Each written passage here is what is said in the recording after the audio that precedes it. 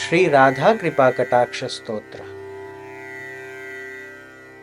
मुनीन्द्र वृंद वंदिते त्रिलोकशोकहारिणि प्रसन्न वक्त्र पंकजे निकुंज भूविलासिनी व्रजेन्द्र भानुनंदिनी व्रजेन्द्र सूनु संगते कदा करिष्यसि मां कृपा कटाक्ष भाजनम्। अशोकवृक्षवल्लरी वितानमण्डपस्थिते प्रवालबालपल्लव प्रभारुणाङ्घ्रिकोमले वराभयस्फुरत्करे प्रभूतसम्पदालये कदा करिष्यसि मां कृपा कटाक्ष भाजनम्। अनङ्गरङ्गमङ्गलप्रसङ्गभङ्गुरभ्रुवां सविभ्रमं ससम्भ्रमं दृगन्तबाणपातने निरन्तरं वशीकृत प्रतीतनन्दनन्दने कदा करिष्यसि मां कृपा कटाक्ष भाजनम्। तडित्सुवर्णचम्पक प्रदीप्त गौरविग्रहे मुखप्रभापरास्तकोटिशारदेन्दुमण्डले विचित्रचित्रसच्चरच्चकोरशावलोचने कदा करिष्यसि मां कृपा कटाक्ष भाजनम्। मदोन्मदातियौवने प्रमोदमानमण्डिते प्रियानुरागरञ्जिते कलाविलासपण्डिते अनन्यधन्यकुञ्जराज्यकामकेलिकोविदे कदा करिष्यसि मां कृपा कटाक्ष भाजनम्। अशेषहावभावधीरहीरहारभूषिते प्रभूतशातकुम्भकुम्भकुम्भिकुम्भसुस्तनी प्रशस्तमन्दहास्यचूर्णपूर्णसौख्यसागरे कदा करिष्यसि मां कृपा कटाक्ष भाजनम्।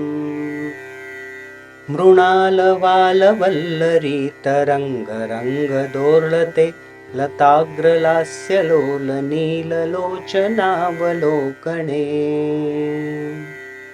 ललल्लुलन्मिलन्मनोज्ञमुग्धमोहिनाश्रिते कदा करिष्यसि मां कृपा कटाक्ष भाजनम्। सुवर्णमल्लिकाञ्चितत्रिरेखकम्बुकण्ठगे त्रिसूत्रमङ्गली गुणत्रिरत्नदीप्तिदीधिते सलोलनीलकुन्तलप्रसूनगुच्छगुम्फिते कदा करिष्यसि मां कृपा कटाक्ष भाजनम्। नितम्बबिम्बलम्बमानपुष्पमेखलागुणे प्रशस्तरत्नकिङ्किणीकलापमध्यमञ्जुले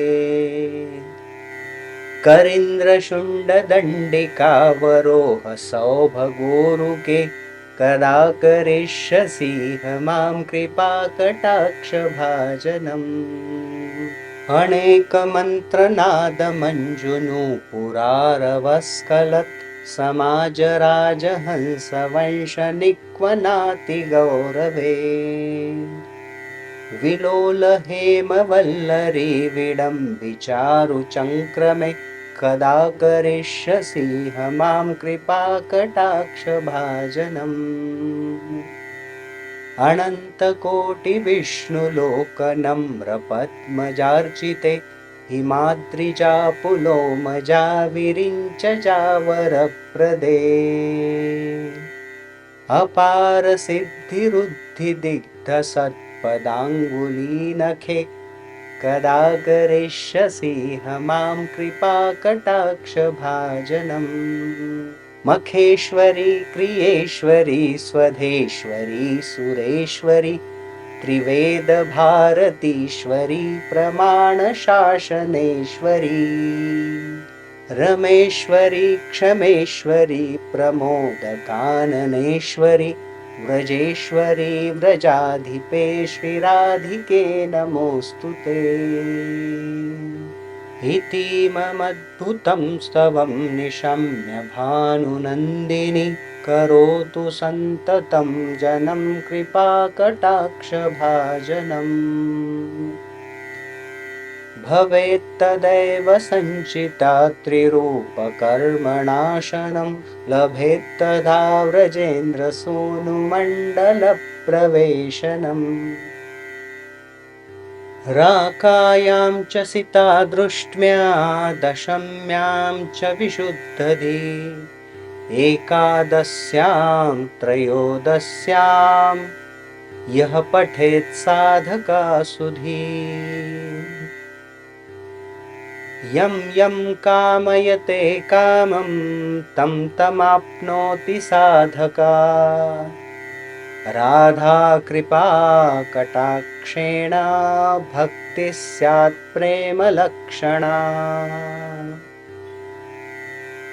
उरुदग्ने नाभिदग्ने हृददग्ने कण्ठदग्नके राधा कुण्डजले स्थिता य पठेत् साधकशतम्। तस्य सर्वार्थसिद्धिः स्यात् वाक्सामर्थ्य तथा लभेत् ऐश्वर्यं च लभेत् साक्षात् दृशा पश्यति राधिका। तेन स तत्क्षणादेव तुष्ट्या दत्ते महावरम् येन पश्यति नेत्राभ्यां तत्प्रियं श्यामसुन्दरम्। नित्यलीलाप्रवेशं च ददाति श्रीव्रजाधिपः अतः परतरं प्रार्थ्यं वैष्णवस्य न विद्यते। इति श्रीमद् श्रीराधिकाया कृपाकटाक्षस्तोत्रम् सम्पूर्णम्।